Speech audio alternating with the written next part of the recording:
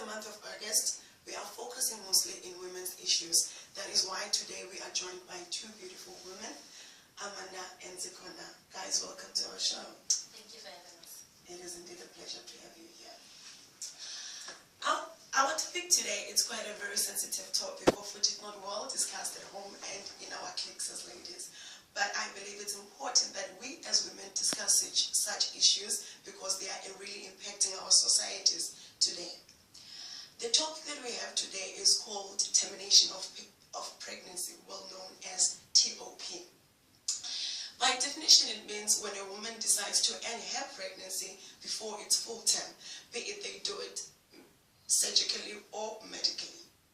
And I believe our viewers also have questions that they would love to ask our guests for us to engage more in this topic, right? So guys, I have some questions for you. I hope you've prepared.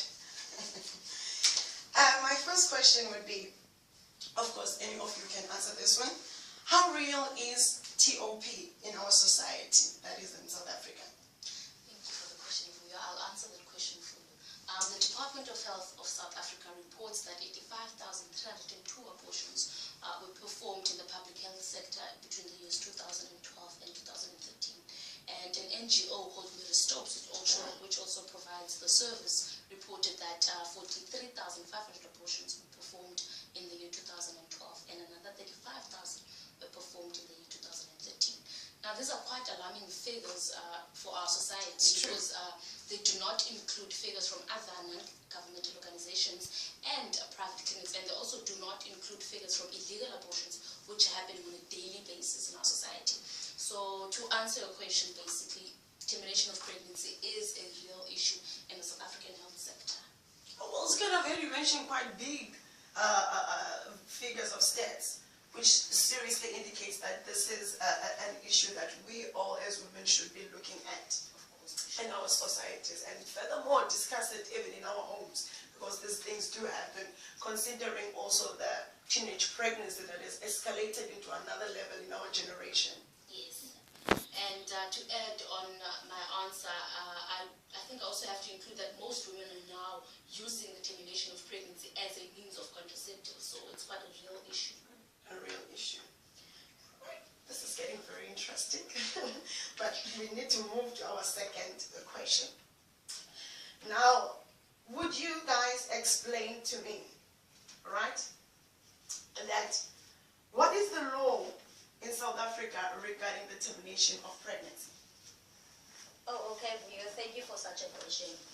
Termination of pregnancy in South Africa was legalized on the 1st of February 1997. When the Choice on Termination of Pregnancy Act 92 of 1996 came into force, providing abortion on demand. It also says that any woman has the right to termination of pregnancy. So anyone from the age of 12 can terminate pregnancy without the consent of their parents. It also allows abortion on demand up to the 12th week and under very broadly specified circumstances from the 13th week up until the 20th week, and under very serious medical reasons above the 20th week. So yeah, that's the law. That's the current law in South Africa regarding abortion. So in simple terms, that means a child of a 12-year-old child Yes. who's still under their parents' guardians can terminate the pregnancy Yes. without the consent of a parent. Yes. And secondly, they should be their pregnancy should be within 12 weeks and lesser. Yes, that is true. Like 12 weeks and lesser. Yes. Okay, I'll probably ask that question in the following. I'll probably cover it here. And then this is our third question. Would you then explain, say I'm a viewer at home and I am pregnant and I've reached a decision whereby I'm terminating my pregnancy, be it it's medically or otherwise, then how do I go about? Where do I go? Oh, okay. Like Zikona here, my colleague has already mentioned that this is quite a big issue here in South Africa. So if a woman then decides to terminate pregnancy, they should at least do it the right way, rather than go about the back door. That's true. Yeah, because that helps with the prevention of unwanted or unnecessary deaths that result from illegal abortions. So as a woman, if you decide to do it, you should first decide, you should then go to your nearest CHC or your doctor And then when you get there, they will complete a medical history and then confirm the pregnancy by doing a urine test. And then if it's necessary, they will treat STIs if it's necessary then. And then from there, after treating the STIs, they will perform relevant investigations such as determining the blood type. This helps in case that the woman, after the termination of pregnancy, bleeds too much. So they will know what type of blood to give. And also to determine hemoglobin levels, to determine whether the patient is anemic or not. And then from there, they should counsel the patient and also consider other options such as adoption. But if after then the woman still chooses to terminate pregnancy, they should explain the actual procedure so that the patient knows how the pregnancy is terminated and what to bring on the day of appointment and what to do and also what not to do on that day. And also they should arrange for the post-termination of pregnancy counseling if it's necessary after that. So yeah, that's how you do it. If I've heard you correctly, you've mentioned quite a very interesting point when you said it's important for a person, should they decide to do it the safer way. Yes. Which is the safer way would be going to your doctor, approaching your nurse, yes, or going to your nearest clinic. yes, That is like this community health centers, well known as CHCs. Yes. And another point I would like to emphasize is the provision of post-TOP counseling. There's also pre-TOP counseling where a woman is first counseled when we discuss other alternative options for the woman, such as adoption, as my colleague Amanda has already mentioned. And post-TOP counseling covers most women suffer from psychological and emotional effects after a termination of pregnancy. So it is important for those women to come back and get counseling. So it is, yeah, I just wanted to emphasize that fact. So meaning like if you do it safer, unlike in the back doors, if I'm allowed to compare, I don't know if it's fine, comparing the back doors, which is you go to Mamu, whoever, and going to the CHC. In the CHC, it's more professional in the sense that there are a lot of counseling that are happening and a lot of follow-ups should there be a post-depression after the termination of pregnancy. So, in summary, it is indeed a safer way of doing it. Okay, the other question would be, I think it's more relevant to both of you, in fact, but let me pose it to Zikona. As pharmacists, what is your role in the health sector regarding the termination of pregnancy? Well, we as pharmacists, we play a major role in this issue because, as you may know, women come to pharmacists for medical advice on a variety of health issues, and the termination of pregnancy is one of those issues. Now, I'll give you an example. For instance, as pharmacists, we fill prescriptions every month for oral contraceptions. So now this very same woman that you give oral contraceptives to comes back to them and says, well, I missed a pill, and now I have fallen And those things happen every day. every day, and I am pregnant and I want to terminate the pregnancy. Now, as a pharmacist, it is your responsibility to make sure that you have enough information on the service and the organizations that provide the service and health facilities that actually do provide the services. You need to be able to refer your patient accordingly, like to organizations such as the Strokes organizations, and I believe we'll show the details at the end of the show.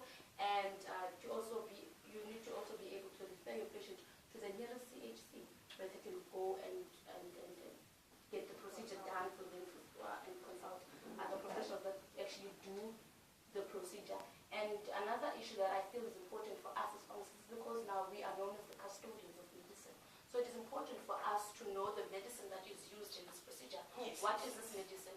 Why is it used and how is it used? So now here in South Africa, there's two drugs that are mainly used for the termination of pregnancy, which are misoprostol and mifepristol. There's a synthetic prostaglandin analog, which is used to inhibit gastric acid secretions. So it is not currently registered for the use of termination of pregnancy, but rather used to protect patients against NSAID-induced gastric ulcers. But because of its side effects, which are contractions of the uterus, it is then used for the termination of pregnancy. And the one drug that is actually registered for the termination of pregnancy is mifepristol, which is a synthetic antiprostrogenic steroid that, when during pregnancy, it synthesizes the membrane Those are the words to for some of us. prostaglandin-induced contractions, and then it softens and dilates the cervix, leading to then the termination of the pregnancy. Now, research suggests that the drugs are most effective when they are used together.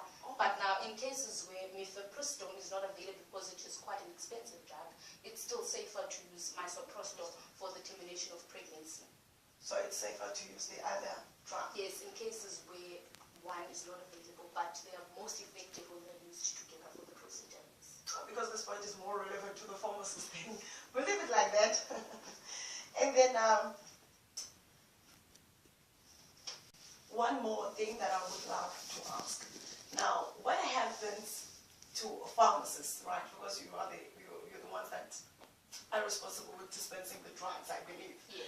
Now, if ethically speaking, and religiously speaking, or culturally, you know, we're coming from different backgrounds. Yes. If I feel I'm not comfortable with dispensing the misoprostol, which I know what it's going to do, which actually induces the termination of pregnancy, what happens with me? Is there a law protecting me from that?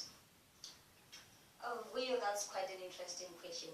Yes, as a healthcare provider here in South Africa, you have a right to refuse if you don't feel comfortable helping the patient regarding the termination of pregnancy, you can say no.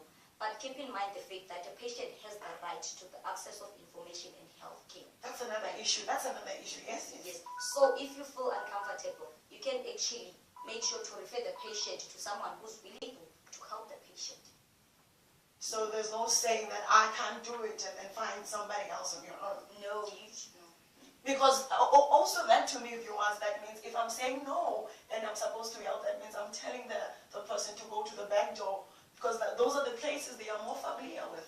Yes, so it is important to always have information for the patients. It is always important for us as healthcare providers to give correct information to our patients to limit the number of illegal abortions that are happening in the country. So it's also your role to do so. And also it's the role of the patient, I believe. As much as we have rights, we also have responsibilities to, as I need to ask when I don't know, and ask the relevant places I should go to. Yes. Unfortunately, guys, because of time, we have approached the end of our show, right?